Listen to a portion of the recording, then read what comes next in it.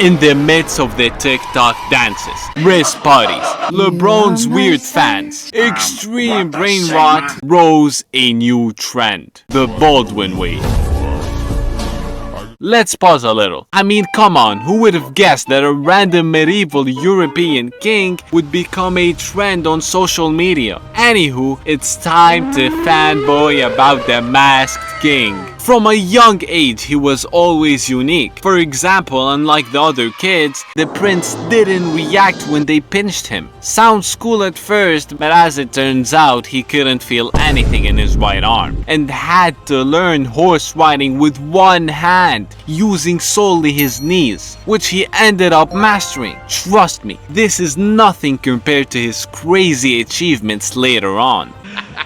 Are you serious? By later on, I mean when he was only 13. His father, King Amalric I, died. The High Court met to decide who would become the next ruler. Even though Baldwin hadn't been officially diagnosed with leprosy, the doctors suspected he had it. However, since Baldwin was the only son of the king, there wasn't anyone else suitable to take the throne. His accession occurred during a period of heightened tension between the Crusaders and Saladin's forces, and they were destined to meet on the battlefield one day. And that day came when Saladin marched towards Jerusalem, thinking Baldwin IV wouldn't pursue him. He don't got a clue in the fucking world. I mean, why should he be worried? His army of about 26,000 was facing the small force of 80 Templars and 375 knights for less than 500 armored heavy cavalry, as well as 2,500 to 4,000 infantry and archers.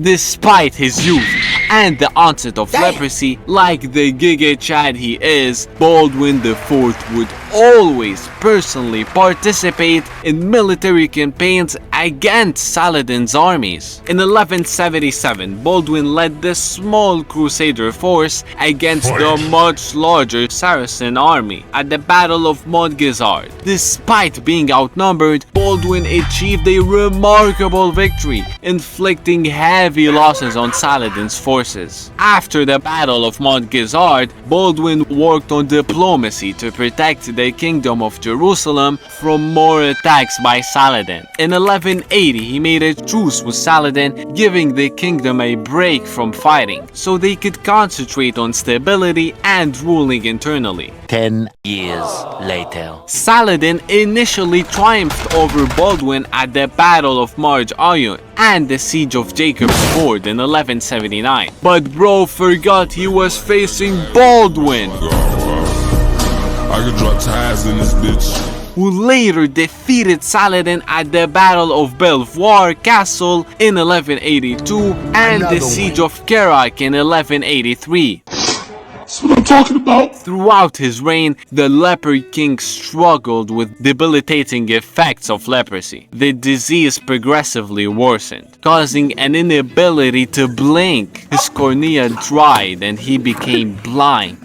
He could not walk unsupported or use his hands. Despite his declining health, Baldwin remained determined to defend Jerusalem and uphold the Christian presence in the Holy Land. Unfortunately, Baldwin IV died in 1185 at the age of 24, succumbing to the complications of leprosy. His death marked the end of, for many, the ideal European king.